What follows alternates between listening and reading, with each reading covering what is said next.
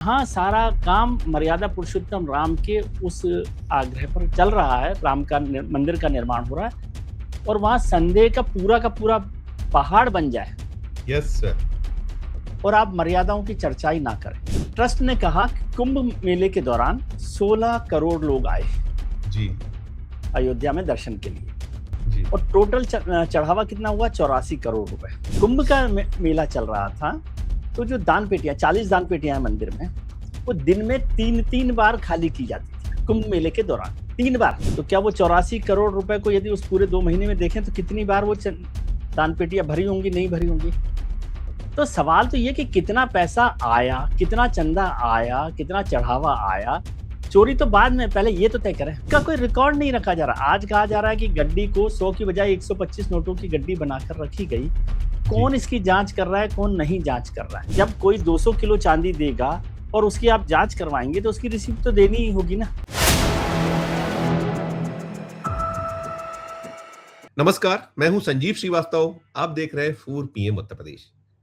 दोस्तों, अयोध्या में चढ़ावा जो चोरी कांड है, उसकी परतें खुलेंगी नहीं खुलेंगी, सच देश के सामने आएगा नहीं आएगा, ये सवाल केवल भारत में नहीं, अब तो दुनिया में कहीं जो राम को मानने वाले, राम के जो मर्यादा है उसकी पूजा करने वाले, उसे ही जीवन का कहीं फलसफा जो मानते हैं लोग, उनके मन में ये कौन रहा है? वो कहीं इस प्रश्न के जवाब की तलाश में है कि मर्यादा दिखाएगी भारतीय जनता पार्टी, केंद्र की सरकार, संघ, विश्व हिंदू परिषद। क्योंकि अब तक जो कुछ हुआ है वो 7 जून को सामने आया था और चल कब से रहा था, क्या-क्या खबरें रिपोर्ट हुई हैं और उसका जो एसआईटी के नाम पर अब तक जो हुआ है, वो है क्या?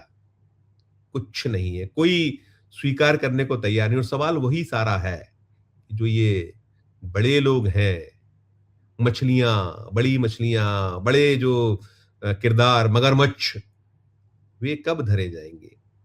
उन्हें कौन पकड़ेगा? उनसे कौन पूछेगा? उनके खिलाफ एफआईआर होगी, नहीं होगी? और है कौन असल में इस पूरे जो मसला है? क्योंकि कहा जाता है कि वो जो वहाँ जिनके हाथों में चाबी थी, वो तो ईमानदार हैं, ऐसा कहा जा रहा है। लेकिन प्रश्न अब ये भी निकल रहा है कि संघ ने कुछ अभी एक इस्तीफे की कहानी, पटकथा लिखी थी, उसके बाद ये इस्तीफे हुए।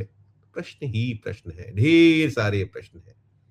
भारतीय जनता पार्टी कुछ भी दावा करे, संघ कुछ भी, उनके जो दबे छुपे स्वर हैं, कोई खुलकर तो सामने आया नहीं है। विश्व हिंदू परिषद के कुछ जो मुखिया हैं, वो आए हैं, वो जो बातें कर रहे हैं। लेकिन सवाल वो ये सच सामने आएगा क्या? आ पाएगा देश के सामने? तो अब तक जो कुछ हुआ है और ये जो प्रश्न है, इन्हीं सब पर बातचीत करने के लिए चलेंगे एक बेहद खास मेहमान के पास, जिन्होंने बहुत लंबे वक्त तक राष्ट्रीय स्वयंसेवक संघ को रिपोर्ट किया है। देश के जाने-माने पत्रकार हैं, जिन्होंने संघ पर पुस्तक भी लिखी है। बिल्कुल, विजय त्रिवेदी जी। पढ़ता हूँ पहले, जुड़ गए हैं हमारे साथी, हमारे सहयोगी, पुराने एक मित्र विजय त्रिवेदी साहब। विजय सर, बहुत-बहुत आपका स्वागत। आपने वक्त निकाला और इसलिए आपको कष्ट दिया है कि आप राष्ट्रीय स्वयंसेवक संघ को कई दशक तक कवर किया। आपकी वो पुस्तक आज भी नहीं भूले हैं और आप बहुत अंदर तक की जो आपकी है कि पैठ रही है, आपके पास खबरें छनकर आती हैं।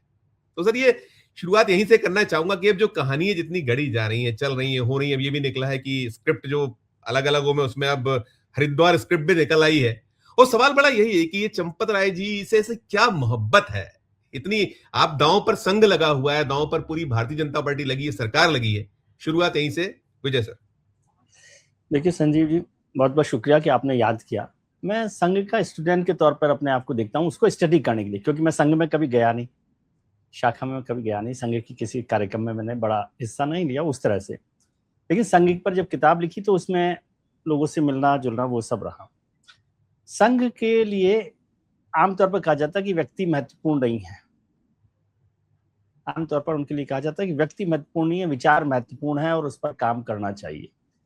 लेकिन ये मौका ऐसा आया कि जब राम मंदिर को लेकर राम जन्मभूमि तीर्थ ट्रस्ट में जो गड़बड़ी का मामला सामने आया, चढ़ावा चोरी का मामला सामने आया, तो हैरानी हो रही थी कि क्या इसमें भूमिका चंपत राय जी की है या नहीं है। ये बेनिफिट ऑफ डाउट दे सकते हैं हम लोग, क्योंकि हम तो इंक्वायरी कमीशन नहीं है, क्या हो रहा है क्या नहीं हो रहा।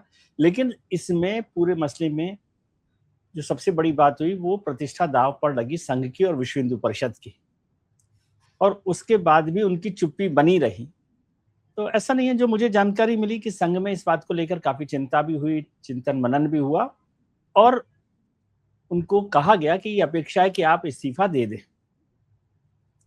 चंपत राय जी। अब वो कहानी मुझे नहीं पता कि 18 और 19 जून को क्या हुआ, हरिद्वार में क्या हुआ, और उसके लिए अलग से कहने की जरूरत नहीं है, बुलाकर कहने की तो बात नहीं है संघ में।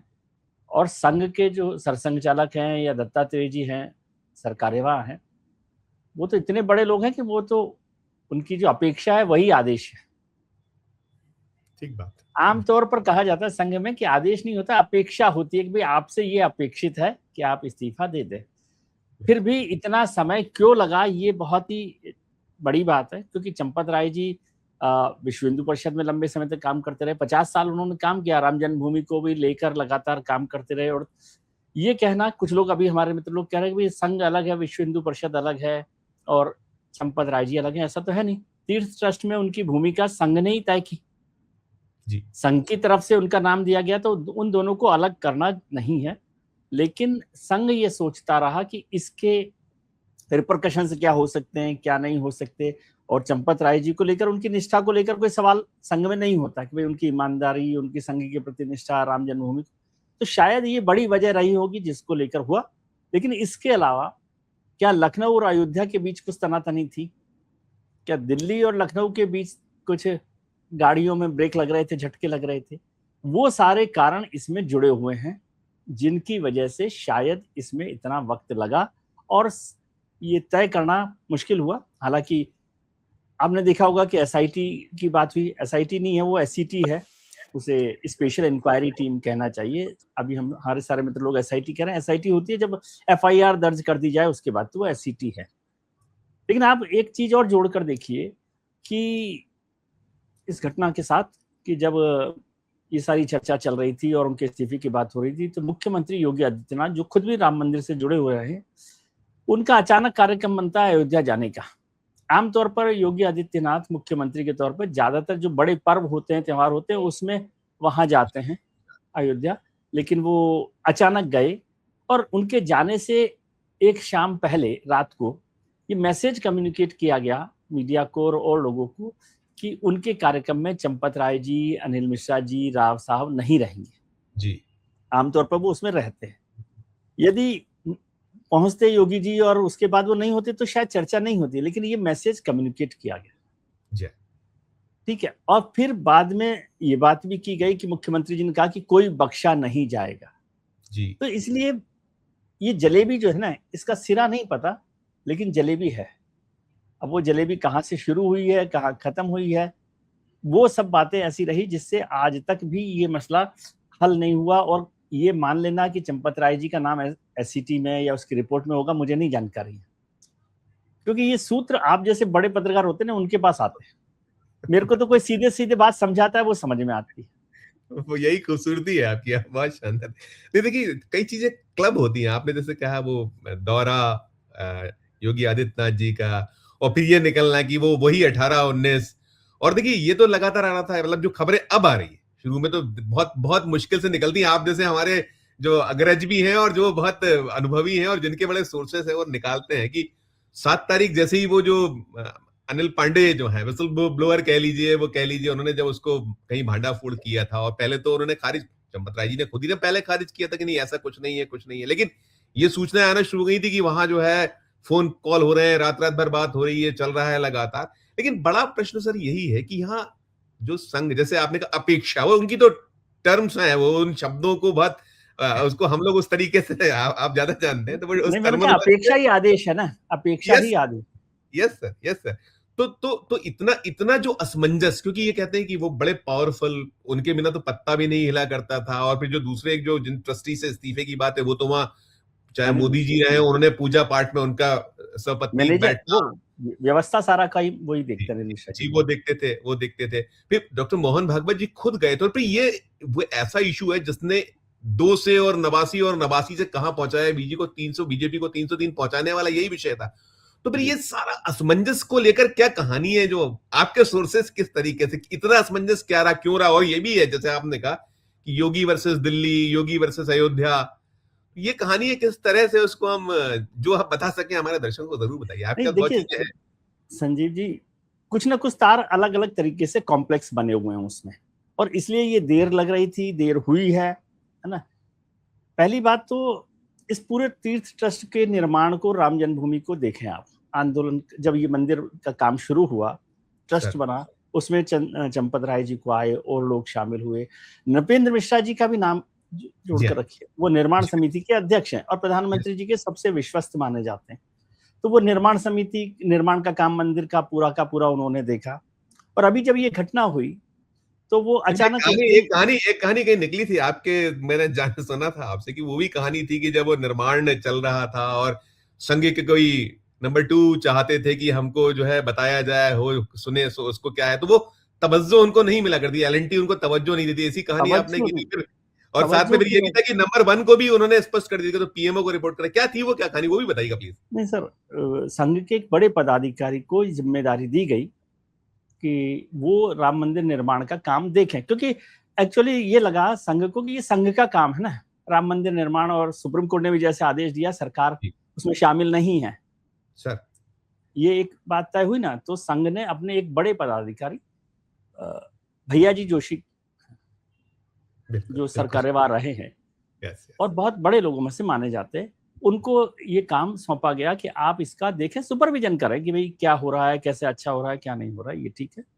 और जो मुझे जानकारी दी गई कि वहां से कोशिश की गई कि जो एलएनटी जिसको देख रही थी मंदिर निर्माण के काम को, उनसे अपडेट लिया जाए, रोजाना नहीं लेकिन महीने 15 दिन में अपडेट लिया जाए कि क्या चल रहा है और क्या सुधार हो सकता है, नहीं हो सकता, ये कोशिश थी। लेकिन बताया गया कि उनका फोन, एलएनटी के जो बड़े अधिकारी हैं, जाहिर है वो उन्होंने बड़े ही अधिकारियों से बात की होगी, करने की कोशिश की होगी, उनको रेस्पॉन्ड नहीं किया गया, ये खबर है ऐसा। सर। रेस्पॉन्ड 2-3 बार हुआ तो नहीं किया गया, तो उसकी शिकायत, या उसको रिपोर्ट कहना चाहिए, शिकायत नहीं, रिपोर्ट किया गया सरसंघचालक जी को। और जब वहां से फिर बात हुई एलएनटी में बड़े ऑफिसर से कि भाई ये क्यों ऐसा हो रहा है, तो उन्होंने कहा कि हमें ये निर्देश है कि केवल पीएमओ को ही मंदिर निर्माण की जानकारी दी जाए। सर। उसके बाद एक और जानकारी मुझे मिली जो शायद अभी चर्चा में नहीं आई है, कि नागपुर के एक बड़े इंजीनियर थे जो कंस्ट्रक्शन का काम देखते हैं, वो 4 साल 3 साल वहां पर रहे नागपुर में राम मंदिर निर्माण के काम को देखने के लिए संघ की तरफ से। उन्होंने अपने आप को मतलब समर्पित किया कि मैं इसको देखूंगा, उसमें कोई उनको पैसा नहीं लेना, कोई काम नहीं करना। लेकिन वो अयोध्या चले गए, अयोध्या रह गए और नागपुर लौट आए। कोई भूमिका उनको वहां पर राम मंदिर निर्माण में नहीं दी गई। क्या क्या बिल्कुल समझ बिल्कुल गया? तो बिल्कुल। एक मतलब ये पक्ष पर अभी चर्चा नहीं हो रही। फिर दूसरा पक्ष हुआ जो अयोध्या में जमीनों की खरीद फरोख्त का मामला हुआ, जो मुझे लगता है वो भी बड़ा मामला है। उसमें 2 पक्ष हैं। एक पक्ष तो यह है कि संजीव जी जैसे बड़े बिल्डर हैं, वो किसी से खरीद लें जमीन और उसको अपने हिसाब से काम करें, तो उसमें तो कोई आपत्ति नहीं, बिजनेस वाला तो करेगा। लेकिन ये हो कि संजीव जी ट्रस्ट में भी हो, परिषद में भी हो, और वो जमीन खरीद लें विजय त्रिवेदी जैसे गरीब किसान से 1 लाख रुपए बिस्वा के हिसाब से, और फिर उसको खरीद के ट्रस्ट को वो 10 लाख रुपए बिस्वा के हिसाब से बेच दे 4 घंटे बाद, 10 घंटे बाद, 10 दिन बाद। तो वो तो एक बड़ा घोटाला हुआ ना, किस तरह से उसको लिया गया, उसकी भी बड़ी चर्चा हो रही है। तीसरी चर्चा जो आजकल नहीं, अभी तक नहीं हुई है, वो है कि क्या राम मंदिर निर्माण में जो काम हुआ, उसमें जो लोग लगे हुए थे, क्या उनके साथ भी कमीशनबाजी हुई? अब इतनी सारी बातें एक साथ हो गई है, तो चंपत राय जी को केवल गर्दन पकड़ लेना आसान काम नहीं। बहुत नहीं, आप बहुत बहुत अच्छी बात करें, लेकिन देखिए चंपत राय जी बहुत पाक साफ हैं, ईमानदार हैं। हालांकि देखिए जो सबूत दिए जा रहे हैं, आपने देखा संजय सिंह वाले जो उसने तो उन्होंने बकायदा एसआईटी को दिया, वो एसईटी को दिया, आपका एसईटी को दिया, सारी चीजें हुई।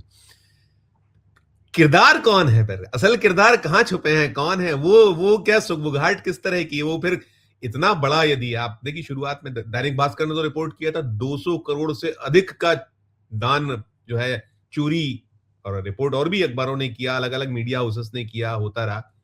अभी तो 7-7.5 करोड़ में सब खल्लास हो रहा है मामला, की इतना ही है और कुछ सर नहीं। इसको वैसे एक बात और जी, बिल्कुल ठीक आप बाकी कह रहे हैं वो, कि वो जो बाकी जो स्वर्ण और चांदी और फलाना और ढिमका, बच में वो अखिलेश यादव भी, मुझे याद है अखिलेश यादव ने कहा था लाइट बंद कर दीजिएगा, कैमरे ऑफ कर दीजिएगा, चीजें लौट आएंगी। तो वो भी ये भी निकला कि वो जो उन्होंने जो एक वो जो काक भुसड़ी जो है उनका उनका जो वो गायब होने वाली, तो वो मिल गया कि वो तो उसकी पूजा करते थे, चंपत राय साहब के कक्ष में ही रखी हुई है।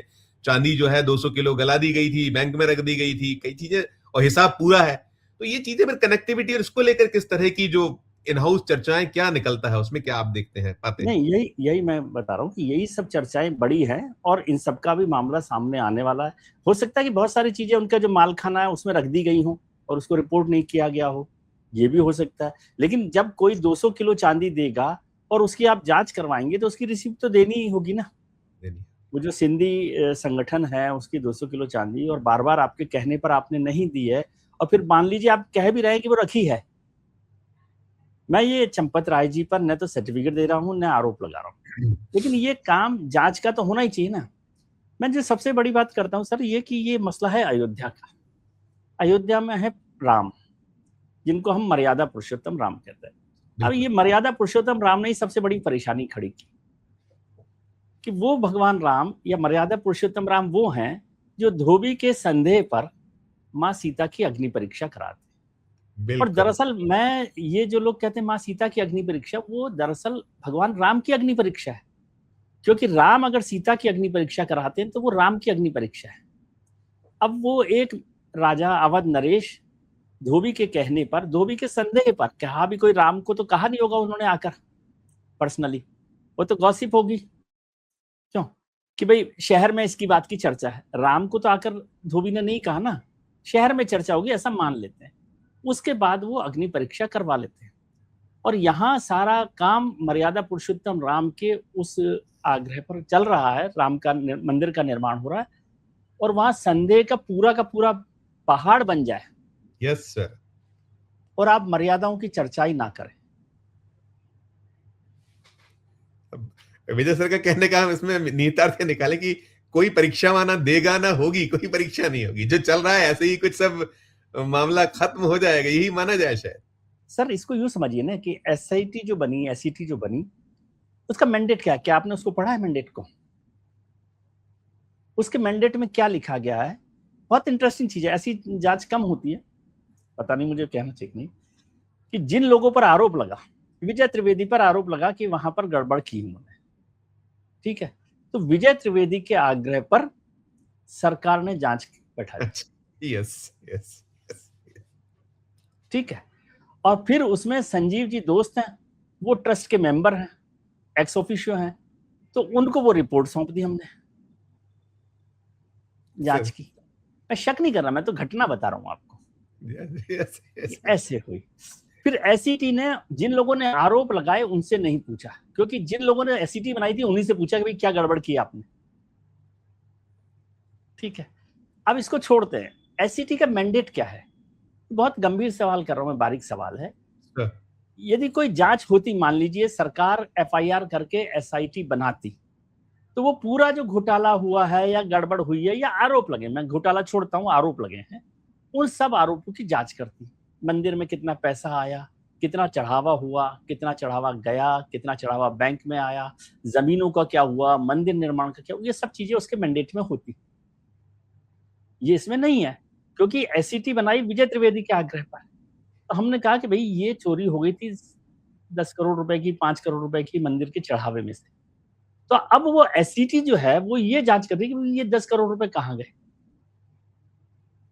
तो वो मैंडेट ही इतना छोटा है, मामला है इतना बड़ा। एसईटी का मैंडेट है ये। अब वो एसईटी ये बताएगी ये 7 करोड़, 10 करोड़, 20 करोड़ चोरी हुए थे, उसमें से ये बरामद की। आज भी मिले मुझको टिन्नू यादव छोटे-छोटे 20 लाख रुपए फिर उनके किसी हॉस्टल, मतलब भाई आप एक और चीज समझिए। ट्रस्ट ने कहा कि कुंभ मेले के दौरान 16 करोड़ लोग आए जी अयोध्या में दर्शन के लिए जी, और टोटल चढ़ावा कितना हुआ? 84 करोड़ रुपए। तो उसमें 2-4-5 लोग विजय त्रिवेदी जैसे गरीब कमजोर आदमी होंगे जिन्होंने 5 रुपए चढ़ाए होंगे। ये तो औसत 5 रुपए आ रहा है उसका, औसत 5 है ना। बहुत सारे लोग तो संजीव जी जैसे भी गए ना, जिन्होंने लाखों रुपए का चढ़ावा किया। बिल्कुल ठीक है। अब उसमें अयोध्या के एक मित्र ने हमें बताया कि जब कुंभ का मेला चल रहा था तो जो दान पेटियां 40 दान पेटियां हैं मंदिर में, वो दिन में 3-3 बार खाली की जाती थी कुंभ मेले के दौरान। 3 बार। अभी तो एक बार खाली की जाती है रात को और उसके बाद, लेकिन वो बढ़ जाती थी कुंभ मेले के दौरान, तो वो 3-3 बार खाली की जा रही है। तो क्या वो 84 करोड़ रुपए को यदि उस पूरे 2 महीने में देखें तो कितनी बार वो दान पेटियां भरी होंगी, नहीं भरी होंगी? तो सवाल तो ये कि कितना पैसा आया, कितना चंदा आया, कितना चढ़ावा आया, चोरी तो बाद में, पहले ये तो तय करें। जो पहले एक आपने ऑडिटर बनाया, उस ऑडिटर ने, प्राइवेट ऑडिटर ने भी कहा कि आपका एसओपी नहीं है ठीक। जी, जी। ठीक है, बारीक चीजें समझा रहा हूं मैं, पता नहीं आपके पास वक्त है कि नहीं, एक लाइन और समझा दे, प्लीज। बता देता हूं कि बैंक को ये काम मिला कि वो उनके नोट काउंट करेगा, ये करेगा, ठीक है, एसबीआई बैंक को। एसबीआई बैंक ने वो काम करने की बजाय आउटसोर्स कर दिया। अब आउटसोर्स किया तो वो भी काम, आउटसोर्स करने का काम संजीव जी को दिया गया। जी, इस संजीव जी के जो मित्र हैं, विजय त्रिवेदी, ये सब इन्हीं लोगों को नोट गिनने तो, जी, जी, जी, जी। जिनके पास कोई एक्सपीरियंस नहीं, कुछ नहीं है, जिनके पास कोई एक्सपीरियंस नहीं है और उसका कोई रिकॉर्ड नहीं रखा जा रहा। आज कहा जा रहा है कि गड्डी को 100 की बजाय 125 नोटों की गड्डी बनाकर रखी गई। कौन इसकी जांच कर रहा है, कौन नहीं जांच कर रहा है? तो बहुत बारीक मामला है, इसलिए मैं कह रहा हूँ ये बहुत कॉम्प्लेक्स इशू है, ये इतना आसान इशू नहीं है। और जो इसको आप कैसे कहेंगे, मैं ये नहीं कह रहा बचाने की कोशिश हो रही, लेकिन वो मैंडेटरी नहीं है। अब एक और डेवलपमेंट हुआ जिसकी तो मुझे संभावना कम लग रही थी कि एफआईआर दर्ज हो गई 8 लोगों के नाम, जिनकी नहीं हुई उनको छोड़िए। लेकिन पुलिस ने सबसे पहला काम क्या करती है, पुलिस कि जिनके खिलाफ एफआईआर दर्ज की है उनके खिलाफ तो रिमांड लेती है ना पुलिस। रिमांड लेती है, नहीं लिया उन्होंने। पुलिस रिमांड लेना होगा कि भाई इनके पास जो बचा हुआ है वसूली करे। अरे जब चंपत राय जी के सामने 80 लाख रुपए आ सकते हैं तो पुलिस तो 8 करोड़ रुपए 1 मिनट में वसूल कर लेती, लेकिन उनको वीकेंड जेल पर भेज दिया गया। वीकेंड जेल, बहुत बहुत खूबसूरत, अच्छा शब्द, बढ़िया, बढ़िया। वीकेंड जेल पर है ना वो। वीकेंड, तो बिल्कुल, बिल्कुल। अब क्या बोलूं मैं आपसे, मैं तो केवल इसमें ये पक्ष, मैं इसमें अपनी राय कोई नहीं रखा, मैंने केवल ये तथ्य रखे आपके सामने। नहीं सर, हम लोग, आपने जैसे कहा, हम लोग ना एजेंसी है जांच करता, ना हम कोई बाकी है जो वर्डिक्ट है, लेकिन कुल मिला के जो चीजें निकल रही हैं, देखिए इसमें जो आपने एक चीज कही, मैं इसमें भी चाहूंगा कि आप थोड़ा सा बताइए कि अलग अलग जो तुर्क हैं, कह लीजिए कि भाई एक तरफ दिल्ली है, दिल्ली में कौन है सबको पता है, अयोध्या में स्वयं जो है 2 महाबली हैं कि एक तो नृपेंद्र मिश्रा साहब का भी उनका वहां बहुत औहरा है, और बाकी तो जो अब इस्तीफा हो गया महासचिव साहब का, और फिर एक जो केंद्र है वो योगी आदित्यनाथ जी है। तो ये जो सब केंद्र हैं, ये सारे के सारे केंद्र, और इस सबके बीच में संघ है, और संघ को लेकर जो रहा है कि जितना दिखा है कि वो इस समय बहुत क्या दबाव में है, भय क्या, कुछ किस तरह का ये, क्योंकि उनकी जो चीजें निकली हो, विश्व हिंदू परिषद तो है ही, संघ का ही हिस्सा, विश्व अंग हिंदू है। परिषद को अलग से देखने की जरूरत नहीं, ये तो बचाव वाली बात है, हाँ, शुरू संघ में मैंने लिया था मैंने। तो फिर ये सब है क्या, इतना दबाव, क्या वो वही सब काम कर रहा है कि हमें अब संघ की आवश्यकता नहीं है, जो जेपी नहीं, नड्डा अक्सर साहब। ये होता है ना, एक माँ के 3 बेटे हों और तीनों बेटों पर ही कुछ मामला पड़ रहा हो, तो किसको बचाए, किसकी पिटाई करे? आप व्यथा भी तो समझा कीजिए। समझे।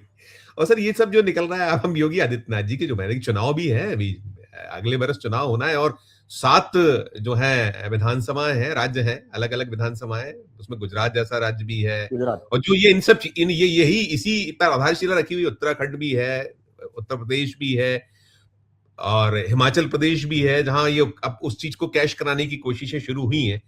तो इन सब के बीच जो योगी आदित्यनाथ बार बार कहते हैं कि जिसने रामलला के दर्शन नहीं किए वो कैसे बात कर सकता है, या वो कहते हैं गोली चलाने वाले ये बातें कर रहे हैं। भाई मुझे 25 करोड़ के आसपास दर्शन हुए होंगे अब तक, 100 करोड़ यदि हम सनातनी हिंदू मान लिया जाए देश में 140 करोड़ में, तो 75 करोड़ जो भारतीय हैं, जो सनातनी हिंदू धर्मावलंबी है, तो क्या वो भी, वो जो कहते हैं ना कि क्या वो उनके लिए वो शब्द इस्तेमाल करते हैं कि ये रामद्रोही, तो क्या रामद्रोही, रामद्रोही, तो क्या ये वो है? और दूसरी चीज आप कहते हैं गोली चलाने वाले, फिर आप मुलायम सिंह यादव जी को मरणोपरांत आप फिर वो पद्म विभूषण भी दे देते हैं, तो क्या ये क्या है? ये कहीं ये भी, इस पे भी कहीं कोई एक मत्ता नहीं है, अलग अलग है कि कुछ कोई कहेगा कुछ कोई कहेगा, और वो तो पता नहीं किस एक अहंकार में है। मैं थोड़ा शब्द थोड़ा भारी है, लेकिन लगता है मुझे ऐसा लगता है, आपकी अपनी सब पर रहा है। नहीं, देखिए ऐसा है ना कि योगी आदित्यनाथ जी के लिए सबसे बड़ी चिंता का विषय है, क्योंकि 2027 में चुनाव होने और विधानसभा के चुनाव हैं, तो वो पूरी की पूरी जिम्मेदारी एक तरह से उनके पास है। और अयोध्या में तो जो आपने 2024 में किया, वो छाछ अभी तक ठंडी नहीं हुई है। वो तो बिना किसी भी कांड के हो गए थे, अयोध्या कांड के। तो वो बड़ी चिंता है उनकी, लेकिन उनको लग रहा है कि जैसे एक्शन उन्होंने बार बार मुख्यमंत्री जी कह रहे हैं कि किसी को बख्शा नहीं जाएगा, ये नहीं किया जाएगा, उसको लेकर वो ये माहौल बनाना चाहते हैं कि वो सबसे ईमानदार तरीके से इस मसले को हल करना चाहते हैं, और वो राम भक्त है, ये उनकी कोशिश है। भारतीय जनता पार्टी भी ये चाहती है, लेकिन इस चक्कर में ये ना हो कि कोई और लोग अलग घेरे में आ जाए, ऐसा मुझे लगता है। तो वो उस सबके बीच का द्वंद्व चल रहा है, और शायद पार्टी को लगता है कि राम भक्त जो है ना, वो कहाँ जाएंगे, वो अखिलेश जी को तो वोट नहीं देंगे। बिल्कुल बिल्कुल, ये सवाल मेरे को एक संघ के ही मित्र ने कहा कि भाई वो जो लोग हैं राम भक्त हैं, वो अखिलेश जी के पास तो नहीं जाएंगे। मैंने कहा वो तो बिल्कुल ठीक है, लेकिन वो तो 2024 में ही नहीं गए थे आपके पास। तो बहुत बड़ा तबका है जो फ्लोटिंग होता है, हम कहते हैं ना कि वही वोट बहुत कुछ करता है। 2024 में राम मंदिर का उफान से बड़ा तो आज 2027 का राम मंदिर का उफान नहीं है ना। बिल्कुल बिल्कुल बिल्कुल बिल्कुल, बल्कि अब और तो उस समय तो सारा पॉजिटिव साइड थी, पॉजिटिव था, नेगेटिव कुछ भी नहीं था, नेगेटिव कुछ नहीं था। आज नेगेटिव में भी आ गए, तो ये एक बड़ा संकट है, और उस राजनीतिक संकट को कैसे निपटाएगी। हालांकि उनको अब भी लगता है पार्टी को कि वो चुनाव वही जीतने वाले हैं, इसलिए कोई इतना बड़ा संकट नहीं है, लेकिन इसको निपटाना ही पड़ेगा कि किस तरह से काम किया जा सकता है। अमित शाह जी भी इस मसले को देख रहे हैं कि कैसे इसमें दखल देकर क्या किया जाए, कुछ और बड़े बदलाव किए जा सकते हैं कि नहीं किए जा सकते। अभी इतने लंबे समय बाद तो वो संगठन की टीम बनी है। फिर मुझे बताया गया कि मतलब करीब करीब 30-40 चक्कर उन्होंने दिल्ली से लखनऊ लगाए थे पंकज चौधरी साहब ने, और ये अच्छी बात रही कि उनको भी पता है कि उनकी टीम में कौन कौन लोग हैं। इसमें इसमें इसमें संघ क्या प्रासंगिकता क्या खत्म सी हो रही है? 100 साल हो गए संघ को, तो क्या इसमें उसको कैसे देख सकते हैं जो इतना इतना इतना मतलब बिल्कुल बहुत मौन शांत, क्या नहीं, मौन शांत नहीं है, लेकिन अब वो सत्ता जब इतनी बड़ी हो, आपके पास ताकत इतनी बड़ी हो, और ये सच जैसा ही है कि अब संघ की ताकत में सत्ता की ताकत या बीजेपी की ताकत का बड़ा अहम हिस्सा है। जेपी नड्डा साहब ने ऐसे ही थोड़ी बोल दिया था, और जेपी नड्डा साहब पे कोई कार्रवाई की थी क्या आपने? भारतीय जनता पार्टी का राष्ट्रीय अध्यक्ष ये जो आपका एजेंडा है संघ का, या आपका जो ऐश्वर्य है, जो आपने पूरी आपकी जीने का तरीका बदल चुका है कि आप 7 सितारा संस्कृति के आदि, वो सब कुछ कहीं वो भी दबाव उसका दबाव भी बनता है ना। आप आदत में इतना आराम से रहने वाले होते हैं तो चल जाता है। भाई इसको समझ लो ना, पर्सनल समझा करो आप। जैसे संजीव जी हैं, वो एसी से निकल नहीं सकते, अब विजय त्रिवेदी को तो धूप में जाना ही है, तो उसकी आदतें बिगड़ी नहीं है। आखिरी सवाल करूंगा विजय सर कि एक तो क्या मतलब संघ प्रमुख जो इतना बौद्धिक, इतनी चीजें और क्या क्या वो फलसफे, आप इतने दिन हो गए देखिए, मुझे लगता है अब कोई सिंगल टिप्पणी नहीं। और हमारे जो प्रधानमंत्री जी, वो तो हर वहां जितने जो जो आयोजन हुए सब कुछ में उनकी सबसे अग्रणीय भूमिका रही। हमने तो ये भी देखा कि डॉक्टर साहब आपको ज्यादा बेहतर है कि क्यों थोड़ा ज्यादा पीछे थे और क्यों योगी जी उस फ्रेम में भी नहीं आ पा रहे थे। तो आज तो वो जिनको फ्रेम में होना चाहिए, जिनको मुखरता से करें, दोनों ही नहीं है। एक ही एक बस बोल रहा है जो सबसे तीसरे नंबर पे, लेकिन वो नंबर 2 पे रहे, पहले पे रहे। तो वो क्या सुखबुघाट, वो आपके पास क्या फीडबैक्स क्या है, वो एक अंतिम बस। नहीं, मुझे लगता है कि वो दोनों को, मुझे तो अपने को लगता है कि राष्ट्र को संबोधित करना चाहिए। राष्ट्र को संबोधित मतलब उनको अपनी राय रखनी चाहिए थी, लेकिन शायद हो सकता है कि भाई उनकी राय रखने से बहुत सारे रायता फैलता है ना। रायता तो फैल गया है सर, फैला हुआ है, अब समेटने जैसी स्थिति नहीं है। अब कहां से समेटेंगे, कैसे समेटेगा? तो हो सकता है कि कोई बात रही हो, लेकिन चिंताएं हैं, गहरी हैं, व्यथा भी है, और मुझे नहीं पता, आपको पता होगा कि ब्लू आइड लोगों पर एक्शन लेना मुश्किल काम होता है। क्या बात है, क्या बात है, बहुत खूबसूरत। वैसे तो इसी अदा पे हम फिदा रहते हैं आपका, जो आप बहुत खूबसूरती से कुछ छोटे तनिक एक आध वाक्य में और एक कुछ सेंटेंस में बात भूल जाते हैं। बहुत आभार, शुक्रिया, कुछ चीजें आपने डिकोड की और कुछ आपने नया बताया। आभार सर, शुक्रिया। Thank you sir, thank you. आप सुन रहे थे मित्रों विजय त्रिवेदी साहब को, और हमने जैसे शुरुआत की थी कि विजय जी की जो है डॉक्टरी है वहां, और जो चीजें बताई हैं उन्होंने वो बहुत काबिल गौर हैं। पे आप उसको उनके निहितार्थों को आप ध्यान रखिए कि क्या कुछ हो रहा है। फिर वो जो एक वाक्य की ब्लू आई बॉय बचाना है, नहीं निकलेगा कुछ, यही कहीं होता है। लेकिन आपको जवाब तो देना है, आपके चुनाव है आपके पास। तो मित्रों इस चर्चा में इतना ही। हम नए विषय के साथ आपके फिर हाजिर होंगे, लेकिन जो अनुरोध हमारा होता है कि अच्छी लगी हो चर्चा तो चैनल को लाइक कीजिए, सब्सक्राइब कीजिए, ज्वाइन का बटन दबाइए तो हमारी हौसला अफजाई होगी। प्यार और समझाइए, फिर देखते रहिए 4 PM न्यूज़ नेटवर्क। धन्यवाद, नमस्कार।